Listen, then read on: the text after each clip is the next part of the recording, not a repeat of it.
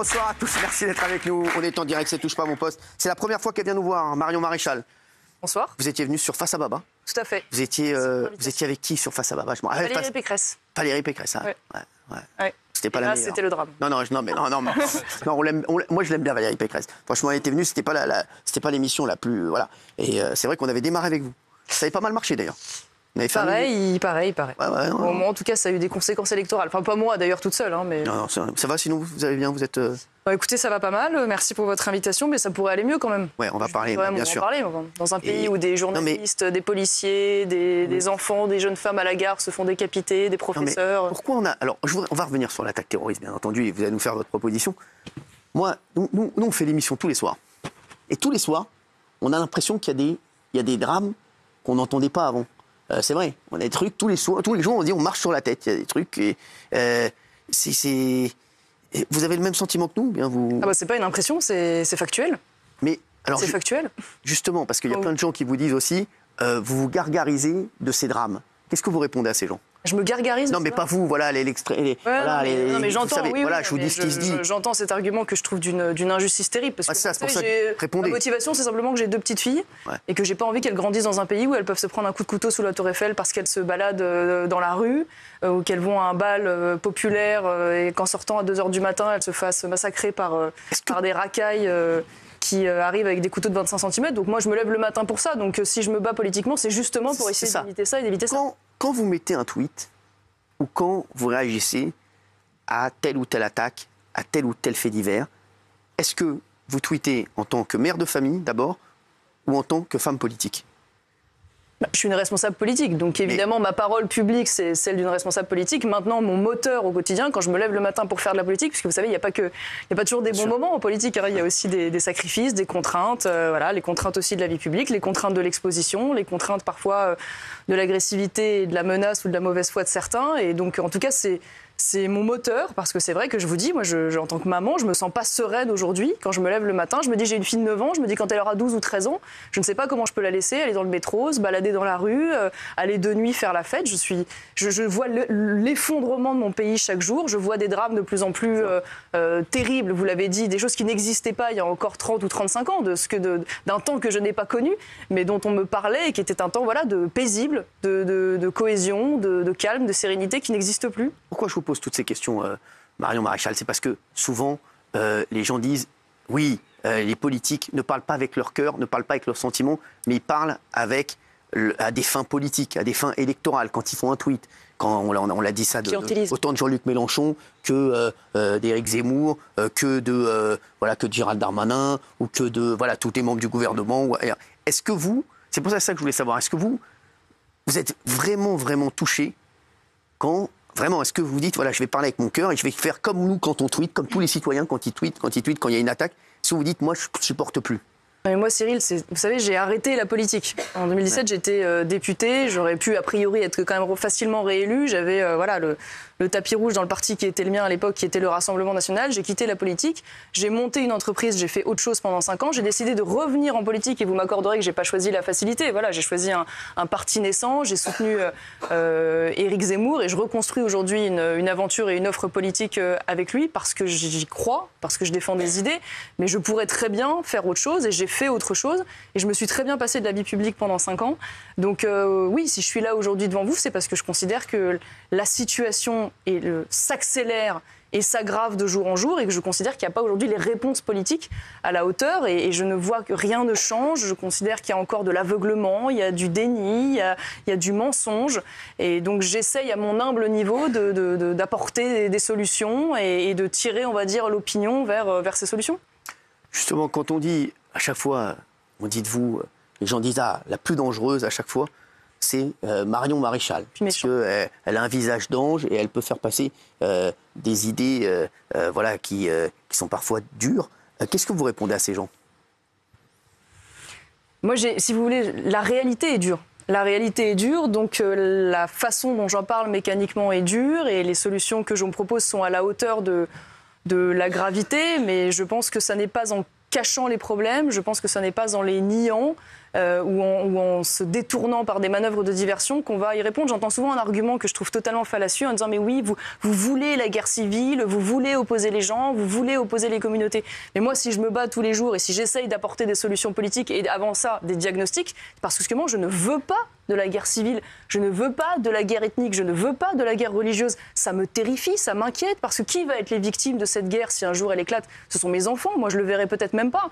Donc en fait, tout ce que je fais, et quand je pose des termes parfois durs sur une situation dure, c'est justement pour éviter cette dérive. Et ce que je constate, c'est que tous ceux aujourd'hui qui m'opposent ces arguments et qui m'attaquent avec ces arguments sont précisément ceux qui ont mis en place toutes les conditions qui ont entraîné la situation qui existe aujourd'hui. Donc je pense que c'est un argument, une fois de plus, de mauvaise foi qui est un argument presque moral pour ne pas avoir à répondre sur le fond, en fait. Alors, on va revenir sur ce qui s'est passé samedi soir en plein Paris. Un homme muni d'un couteau et d'un marteau a attaqué plusieurs personnes, dont un touriste qui est décédé de ses blessures, un touriste allemand qui était là avec sa copine, voilà, qui... Vous vous rendez compte comment... Vous vous rendez compte, voilà, par exemple, quel touriste va venir aujourd'hui à Paris? Non mais franchement, quand vous entendez cette histoire... Il est venu d'Allemagne, il est venu passer un week-end avec sa fiancée. Pour son anniversaire. Non mais vous vous rendez compte de ça? Le message. Mort devant sa compagne. Non mais vous vous rendez compte de ça? On va faire les JO là? Dans 8 mois. On va faire les JO là, en juin là? On est prêt à faire les JO là? Non, on n'est pas prêt. Franchement, les gars, excusez-moi. Et la police fait très bien son travail en plus, je tiens à le dire. Mais aujourd'hui, gars, c'est pas possible. Vous vous rendez compte? Aujourd'hui, quand on va à l'étranger, je vous jure que c'est vrai. Avant, moi, quand je suis allé en vacances, on me disait « Ne va jamais au Brésil, hein, c'est très dangereux ». Aujourd'hui, les gens disent « Ne va jamais en France, c'est très dangereux ». Vous vous rendez compte comment parlent les autres pays? C'est incroyable, c'est fou. Alors, cette histoire, donc lui, pauvre garçon et sa pauvre fiancée, ils viennent pour son anniversaire. En plein Paris, il y a un homme donc armé d'un couteau et d'un marteau qui attaque plusieurs personnes. Michel Marie, vous allez nous raconter les faits dans un instant. Le terroriste était fiché S, radicalisé en plus d'avoir de très gros troubles psychiatriques et d'être suivi de près par les renseignements, par les services de renseignement.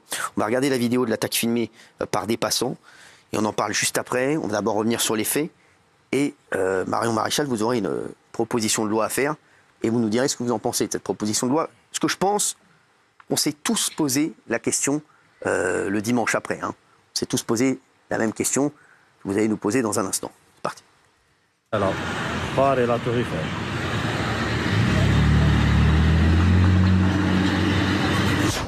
Il est en train de braquer un mec. Ah oui, il est. Pose-le, s'il te plaît, arrête! Alors là, il a fait une dinguerie de ouf. Regarde là, il a pété le visage à un mec là en passant là. On va revenir sur ce qui s'est passé rapidement, Michel Marie, puisque tout le monde a vu ce qui s'était passé, enfin entendu parler, dites-nous. Dites-nous ce qui s'est passé samedi soir. Samedi soir, 21h15, un jeune homme de 24 ans qui allait fêter ses 24 ans, on l'a vu, était avec deux amis, dont sa petite amie. Ils étaient au niveau du pont de Bir Hakeim, sous le métro aérien, lorsqu'un individu tout habillé de noir s'est précipité sur lui a asséné 2 coups de couteau et 2 coups de marteau à toute volée à travers le visage. Et il s'est enfui. Évidemment, les secours sont prévenus immédiatement. Coup de chance, il y a un camion du SAMU qui passait à ce moment-là, qui a été arrêté par des passants, qui a permis qu'on vienne à son secours encore plus rapidement. Mais malheureusement, ça n'a servi à rien puisqu'il est décédé 1 heure après de ses blessures. Et l'agresseur a traversé le pont de Bir Hakeim, donc là où se trouve le métro aérien, direction le 16e arrondissement. Et là, à 2 reprises, il va agresser des gens gratuitement dans la rue. Un monsieur de 66 ans qui était avec des amis sur le trottoir au niveau de la rue du Kennedy, je crois, enfin bon, peu importe. Il est sur le trottoir tranquillement, il prend 2 coups de marteau à toute volée en plein visage. Et quelques numéros plus loin de la même avenue, c'est un autre monsieur de 60 ans qui lui aussi va être frappé à 2 reprises. Et là, coup de chance, des témoins ont prévenu la police arrive très rapidement sur place. évidemment, c'est vrai, on le disait tout à l'heure, ils ont fait un travail absolument remarquable. Ils n'ont pas tiré un coup de feu. Ils ont utilisé leur taser. Alors justement, petite question, et je pose les questions que tout le monde se pose. Voilà, j'ai vu plein de gens qui disaient pourquoi ils n'ont pas tiré. Parce qu'ils ont eu un réflexe incroyable. Parce qu'il y en avait un des policiers, était frais et moulu de l'école de police. Et ils ont eu le réflexe de ne pas tirer, de ne pas tuer l'agresseur qui les menaçait directement. Donc voilà, là, il faut leur rendre un immense hommage à leur sang-froid. Parce que dans leur tête, c'était pour qu'ils soient interrogés. Je sais ce que tu penses, Raymond.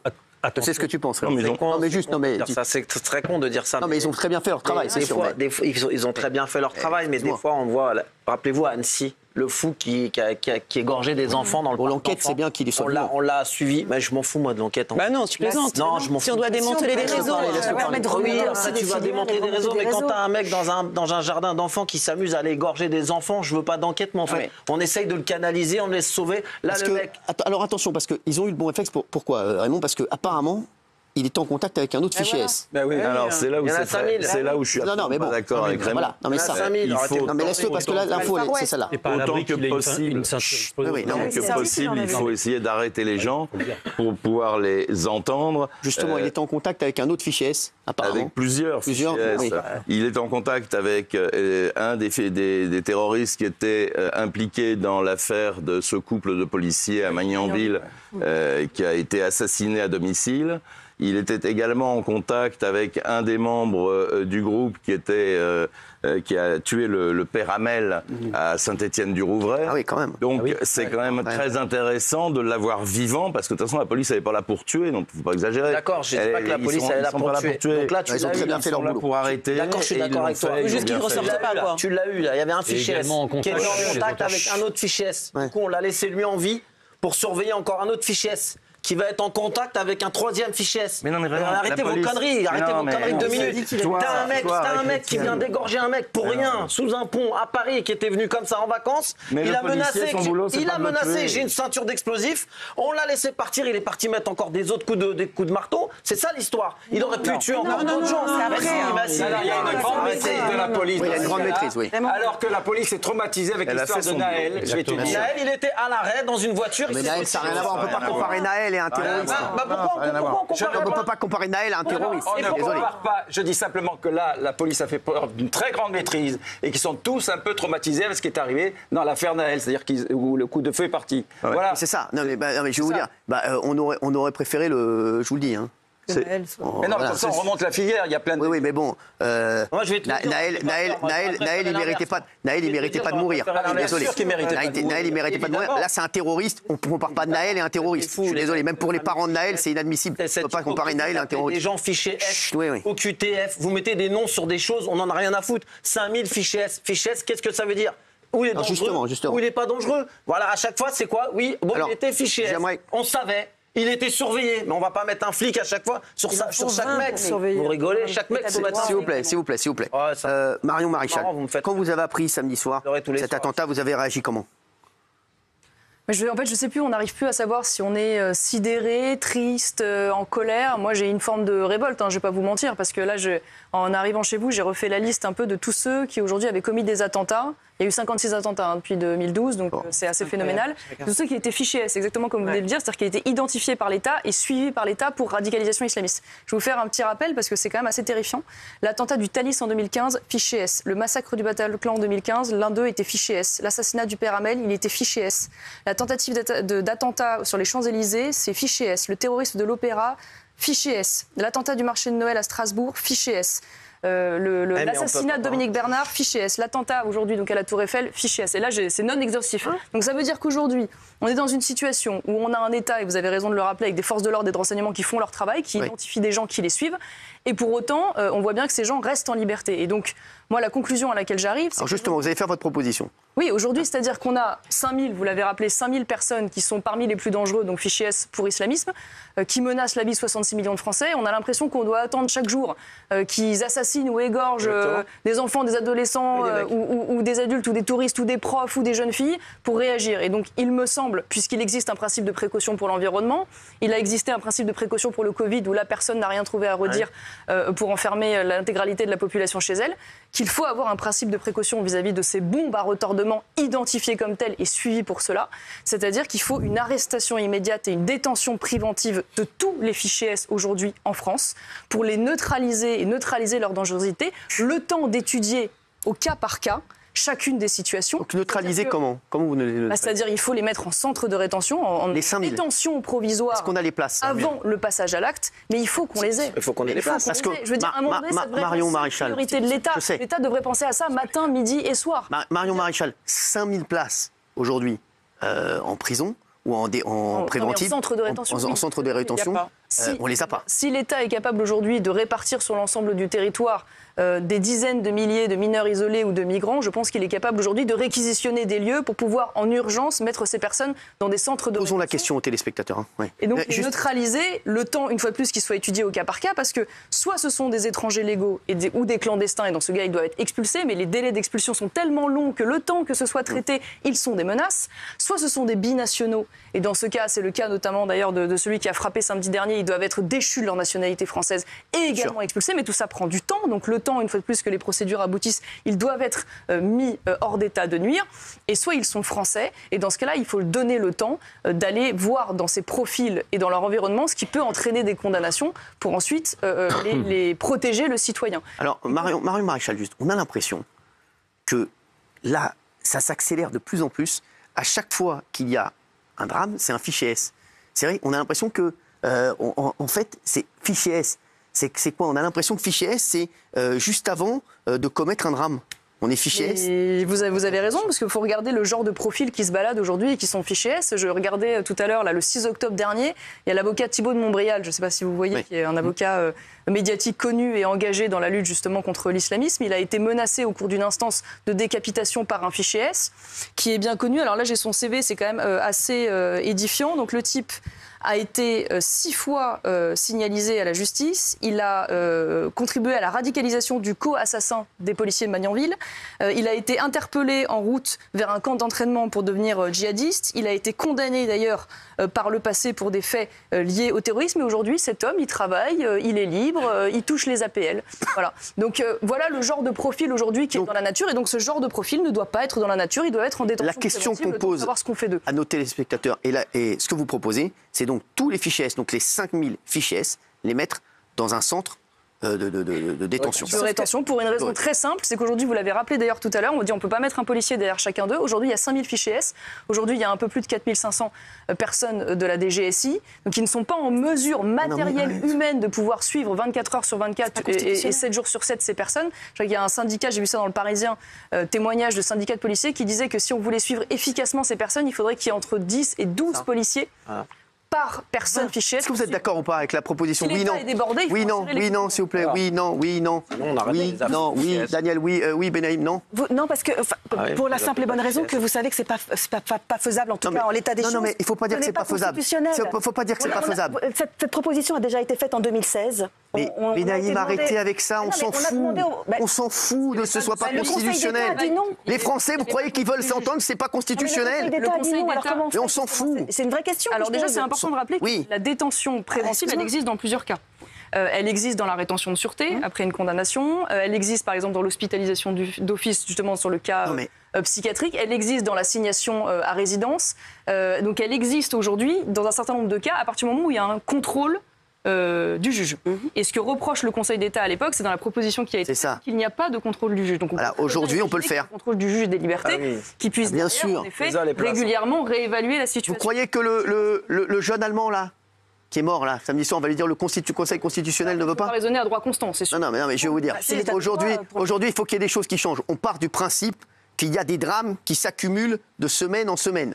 On a vu fichier S, fichier S, fichier S, fichier S. À un moment, c'est où on prend des décisions, ou bien on continue comme ça, et on va toutes les semaines, on va recevoir Marion Maréchal, on va recevoir quelqu'un de Reconquête, on va recevoir quelqu'un de tous les partis, toutes les semaines, ils vont dire oui, c'est vrai que c'est dramatique, mais bon, ça aurait pas pu être évité, etc. Les gars, à un moment, c'est où on prend des décisions et on évite les drames, ou bien on dit rien et on dit bah non, on peut pas parce qu'il y a ci, on peut pas parce qu'il y a ça. Gilles Verdez, qui a toujours réponse à tout et qui est quand même bah non, mais c'est vrai, vous êtes quand même le grand chachem de l'émission, comme on dit ici.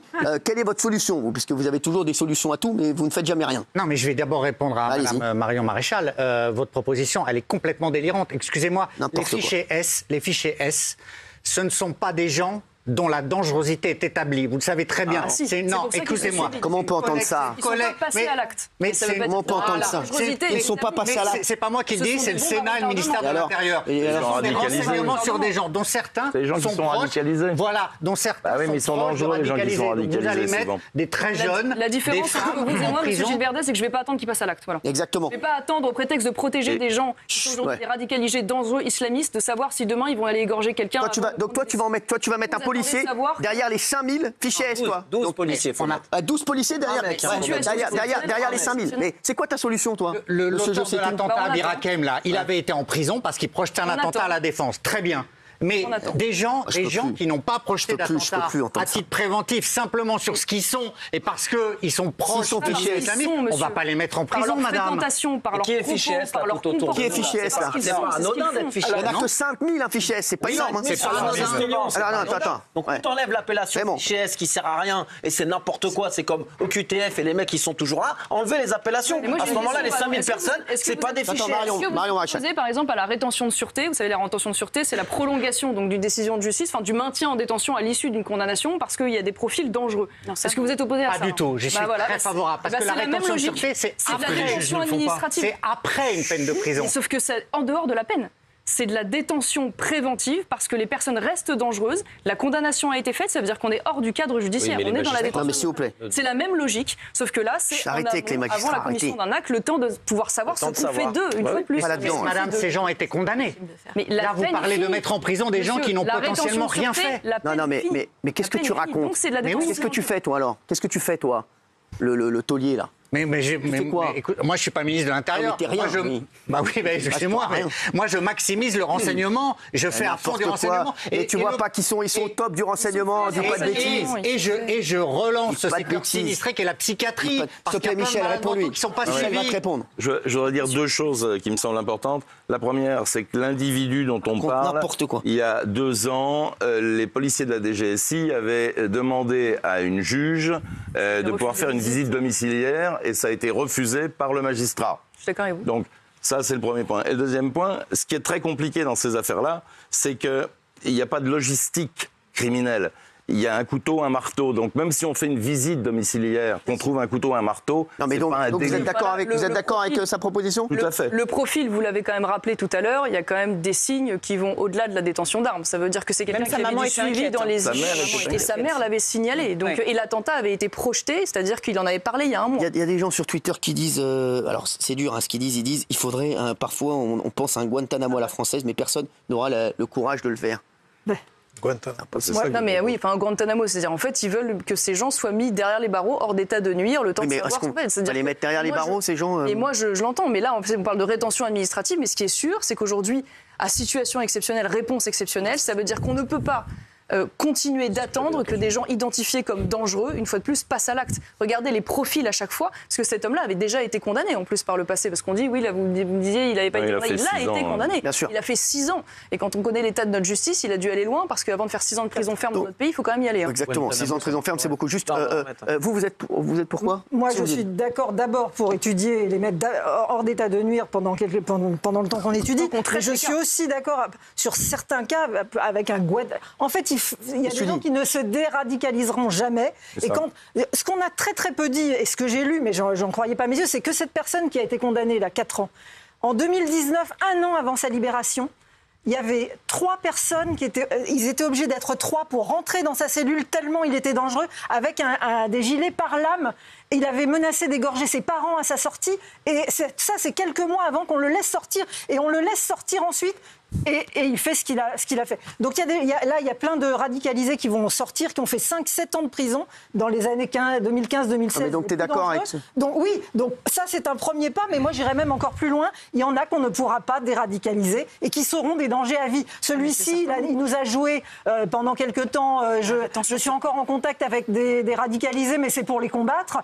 C'était du pipeau. Donc excusez-moi, il y en a, on ne pourra pas. Mais je sera des dangers à vie. Je suis d'accord avec vous, mais imaginez quand même que l'un des 2 assassins du père Hamel était sous bracelet électronique. Oui, donc on voit bien qu'en fait, il n'y a pas d'autre solution à l'heure actuelle que, en effet, les empêcher de sortir et de se balader librement. Maintenant, moi, je suis d'accord avec vous. Je pense que derrière, parce que là, ce qui est intéressant, c'est quand même qu'on avait de quoi le condamner sur un certain nombre de choses, notamment de l'apologie du terrorisme. Et ça n'a pas été fait parce qu'en fait, le suivi est tellement difficile aujourd'hui qu'on n'arrive pas et on n'a pas le temps de pouvoir capter ces gens et savoir quelle réponse apporter. Mais vous avez raison, c'est là où on se trouve en voulant psychanalyser ou psychiatriser systématiquement les cas. Je lisais tout à l'heure d'ailleurs un expert des questions djihadistes, son nom m'échappe, il est professeur à Sciences Po, Micheron, Monsieur Micheron, Hugo Micheron, qui disait attention à la psychiatrisation des cas parce qu'aujourd'hui on est face à une idéologie, on n'est pas face à une maladie mentale. Et on est dans une société où on a du mal à penser le mal. On pense que la personne qui tue, mécaniquement, est un dingue. De fait, il est manifestement déséquilibré, mais je pense que c'est une erreur et on n'aura pas seulement une réponse médicale. Regardez le sondage, on va avoir Jacques Cardos qui fait partie des non, lui, des 6,8% qui disent non, qui ne sont pas d'accord avec votre proposition. 93% de nos téléspectateurs sont d'accord avec la proposition de Marion Maréchal. Alors moi, je vais vous dire, votre Conseil constitutionnel, là, et vos trucs là, et c'est pas possible, et c'est pas possible. On parle pas de ça. Les gars, moi j'en ai marre d'entendre des gens ici qui sont des bons suiveurs et qui disent ça c'est pas possible, ça c'est pas possible. Elle est pas là pour dire ça ce soir. Elle est pas là pour dire c'est pas possible. Elle est en train de dire on va essayer de faire ça. Et on va faire tout ce qu'on peut pour faire évoluer les lois. Les gars, donc c'est pas la peine de me dire et le Conseil constitutionnel va te retoquer et ma mère elle va dire que c'est pas bien. Je m'en tape de ça. Je vous le dis, je m'en tape parce que c'est où on avance exactement. C'est où on fait avancer les choses. Et le garde des Sceaux prend des décisions assez rapides pour faire évoluer les lois et surtout dans ce sens. Quand ils voient un sondage comme ça, c'est pas des fous qui nous regardent. Hein. C'est des Français. Nous on représente toute la France en plus. Hein, je vous le dis. Sur un sondage comme ça, 93% des gens, c'est un plébiscite sur ces. Regardez, voyez ou pas? Plébiscite. Vous dites non, pourquoi? Je sens que je vais t'énerver. Pas du tout. Non, mais c'est pas la peine de me parler de Conseil constitutionnel. Non, je ne veux pas parler du Conseil constitutionnel. Ouais. Moi, ce qui m'intéresse, c'est l'efficacité des mesures. Le problème des fichiers S, c'est qu'ils ne sont pas judiciarisés. Donc, c'est impossible à faire. Donc, en revanche, moi, ce qui m'intéresse, c'est l'efficacité des mesures avec 2 solutions. La première, ce serait de créer des vrais centres de déradicalisation. Je l'ai déjà dit ici. Et la deuxième, c'est que moi, personnellement, je suis tout à fait pour une prison à la Guantanamo. Parce que le problème, c'est que... Bah oui. Parce que là, le problème, c'est que les fichiers S, vous allez vous baser sur quoi pour pouvoir aller les interpeller? C'est impossible. S'ils sont fichiers S, c'est encore pire. C'est pire ce que tu viens de dire. C'est pire, ouais. C'est pire parce que tu mets non. Je veux pas. Tu veux une prison à la Guantanamo. Et toi, tu veux quoi? Il est plus dur que Marion Maréchal, toi. C'est pas non pour une question de c'est juste un centre de rétention où on va analyser les personnes. Je me suis déjà exprimé sur ce point. J'ai déjà dit que j'étais pour des centres de déradicalisation, y compris pour les enfants. On a déjà eu ce débat. Donc sur le fond, je suis d'accord. Simplement, là, ça n'est pas possible. Pourquoi Pendant le Covid, regarde tout ce qu'ils nous ont fait pendant le Covid. Tu marchais à la plage, tu prenais 135 balles. Tu mettais pas ton masque, tu prenais 135 balles. Ils les ont mis en place. Alors on a parlé du Covid. Du jour au lendemain, on s'est retrouvé un cœur. Les mesures, on les a mises en place. Non, mais arrête. Les mesures, ils les ont mises en place en 48 heures pour le Covid. On ne dit pas de bêtises. L'assignation à résidence, vous savez très bien. Mais 9 fois sur 10, vous savez bien que ça n'est pas appliqué. Mais le problème, c'est que ça n'est pas appliqué. C'est un autre sujet. C'est pas un autre sujet. Il y a des choses qui existent. C'est quelle est la Les gars, les pays où ça a été fait, ça a divisé par 10 le nombre d'attentats. Pays où ça a été fait, c'est ce qu'on vient de me dire. Vous pourrez vérifier. Dans Europe du Nord, je crois. Non, ça a été fait. Europe du Nord. Non, je vous le dis, ça a été divisé par 10. Ça existe en Israël, d'ailleurs. Oui, aussi, c'est vrai. C'est un pays qui est victime régulièrement d'attentats terroristes, mais nous en sommes là aujourd'hui. D'une certaine manière, on peut se comparer à des pays aujourd'hui qui vivent sous la menace islamiste et terroriste permanente. Est-ce que c'est... Justement, vous allez proposer cette loi, mais vous y croyez ou pas du tout? Ce qui me rend un peu optimiste, c'est que j'ai vu qu'un certain nombre de personnes commençaient à l'évoquer, ou tourner autour sans jamais aller jusqu'au bout. J'ai vu que Manuel Valls en avait parlé, d'ailleurs Nicolas Sarkozy en avait parlé en son temps. J'ai vu que Gérald Darmanin a dit qu'il était ouvert à toutes sortes de propositions. Exactement. Donc, Gérald Darmanin, il est ouvert à toutes sortes de propositions, mais c'est pas Gérald Darmanin, c'est... Mais je vais dire le problème. Non, mais le problème aujourd'hui, c'est qu'on a aussi un certain nombre de personnes qui ne veulent pas se poser les questions de l'origine aussi de cette situation. Parler de qui? C'est-à-dire qu'à un moment donné, il faut quand même regarder en face que le terreau islamiste dans notre pays se développe sur le communautarisme islamique, se développe sur une immigration incontrôlée et désassimilée ou inassimilée qui du coup devient un vivier de recrutement favorable, et que si à un moment donné vous n'êtes pas capable de regarder ça en face et d'apporter aussi des solutions en amont, vous ne faites qu'alimenter un flux et qu'alimenter la gravité. Je rappelle que ce gouvernement a également rapatrié des dizaines d'islamistes de Syrie, donc grossissant ainsi quand même le flux de la menace. Donc c'est vrai que j'ai confiance relative. Voilà. Autre question. Est-ce que vous vous rendez compte aussi parfois, Marion Maréchal, qu'il y a des musulmans qui, quand ils voient toutes ces attaques terroristes, se sentent encore plus blessés. Sont dégoûtés. Mais quelle ambiguïté j'ai? Non. C'est ça le truc. Moi, je n'ai pas d'ambiguïté. Non, mais est-ce que vous vous rendez compte que parfois il y a un amalgame qui est fait et qui fait énormément de mal aussi à la communauté musulmane, et qui se sentent parfois, même eux ici en France, ils se sentent de moins en moins aussi acceptés. Qui aujourd'hui dans le discours public dit tous les musulmans sont des terroristes? Non, mais c'est pour ça que oui, mais ça n'existe pas. Si, il y en a qui. Honnêtement, non, personne. Et désolé, moi non plus, évidemment. On entend des choses parfois qui sont parfois limites et qui font que des gens, qui. Éric Zemmour, c'est compliqué parce que évidemment aujourd'hui. Tous les musulmans et Français de confession musulmane ne sont pas des terroristes, c'est une absolue évidence, c'est la majorité. Sont des musulmans radicalisés. Donc c'est vrai que du coup, aujourd'hui, le fait de dénoncer l'islamisme fait que parfois, je sais pas, on se fait reprocher une forme de racisme ou d'amalgame religieux, mais c'est pas le cas. Et d'ailleurs, je pense que c'est bien de le signaler, ça. Qui sont des Français de confession musulmane attachés à leur sécurité, à la sécurité de leurs enfants et qui veulent éviter justement qu'on bascule dans l'islamisme, ils ont plutôt intérêt, eux aussi, à regarder les choses en face et à appeler des solutions radicales, parce qu'ils en sont en tout cas les premiers exposés, eux et leur famille. 3 dernières petites questions. Vous me répondez juste en une phrase. Les JO, ça va bien se passer? On est prêt ou on n'est pas prêt? Je sais pas, quand j'ai vu comment s'est passé le Stade de France, j'ai quelques inquiétudes, quoi. Ouais. Bon, il paraît que c'était les supporters anglais qui étaient responsables. Vous m'avez regardé. Oui, c'est ça. Donc je sais pas, peut-être que les supporters anglais vont recommencer. La mort de Thomas, on en parle encore, dans son village de la Drôme. Une récupération politique ou pas? On n'en parle plus. Et surtout, on ne parle plus, pour moi, de ce qui est quand même l'un des sujets centraux, c'est-à-dire l'expression violente d'un racisme anti-blanc que le procureur de la République n'a même pas daigné retenir dans les motifs. C'est-à-dire il n'a pas retenu la circonstance aggravante du racisme, alors que ça a été demandé par la famille. Il n'a même pas retenu l'injure raciale. Ouais. Alors qu'on a des racailles qui ont dit on est là pour planter du blanc, on est là pour tuer du blanc, d'après 9 témoins. Moi, tout ce que je constate, c'est que il y a une indignation à 2 vitesses en ce qui concerne ce sujet. Je pense que si ça avait été Thomas et ses petits copains qui étaient descendus à Romans-sur-Isère en disant on va planter de l'arabe ou tuer de l'arabe, je pense que la réaction politique, la réaction médiatique et la réaction judiciaire, légitimement d'ailleurs, n'aurait pas été la même. La journaliste Rutel Krief, placée sous protection policière après un tweet de Jean-Luc Mélenchon, est-il irresponsable, Jean-Luc Mélenchon, pour vous? Oui, il est responsable. Il est irresponsable parce qu'en fait, aujourd'hui, il est dans une espèce de fuite en avant, de calcul électoraliste. D'ailleurs, c'est intéressant parce qu'en fait, il espère, je pense, à travers ses positions sur Gaza et sur Israël, surfer sur une forme de communautarisme islamiste dans le pays. Il se dit que pour des raisons démographiques, ça lui servira dans les années à venir. Mais c'est évidemment extrêmement dangereux pour la cohésion nationale, extrêmement dangereux pour la bonne entente, on va dire, dans notre pays. Et puis, ça expose des gens comme Madame Rutel Krief, qui aujourd'hui ont des cibles dans le dos, parce qu'il faut savoir qu'aujourd'hui, dans notre pays, on peut avoir des fatwas très facilement, avoir des cibles dans le dos. Donc c'est vrai que cet homme est de plus en plus terrifiant. Il est dangereux, Jean-Luc Mélenchon? Jean-Luc Mélenchon, il est dangereux? Vraiment? Il est dangereux en ce sens que pour moi c'est un homme qu'on dit. Moi c'est marrant parce que je fais partie de celles qui en permanence se prennent dans la tête le fait qu'elles veulent fracturer, diviser, opposer. Moi au contraire, j'essaie de faire en sorte que ces oppositions et ces fractures se réduisent parce que je les vois arriver, je les vois grandir. Jean-Luc Mélenchon, lui, il les utilise, il surfe dessus, il les a parfaitement intégrés et il est en train de dresser une partie de la France issue de l'immigration et musulmane justement contre le peuple historique à travers ce sujet, et je trouve que c'est dangereux et terrifiant. Ouais. Dernière petite question, est-ce que c'est pas une chance pour vous, Jean-Luc Mélenchon? Non, c'est pas une chance d'avoir aujourd'hui un responsable politique qui est aussi haut dans la vie publique. Oui, mais aujourd'hui, le parti qui fait le plus peur, aujourd'hui on le voit dans les sondages, le parti qui fait le plus peur, c'est la LFI. Oui. Avant, c'était... Oui, mais moi, je ne fais pas ce genre de calcul. Je vais pas me féliciter aujourd'hui qu'il y ait un homme qui aujourd'hui, demain, est quand même candidat à l'élection présidentielle. C'est quand même une femme politique. Et puisse aboutir à ce à quoi il aboutit. Moi, ce dont j'ai envie, c'est que Je sais que vous aimez la France, mais vous restez quand même une femme politique, je suis désolé. Moi, quand au paddle, il y a un forfait d'un mec très fort, je suis très content. Hein.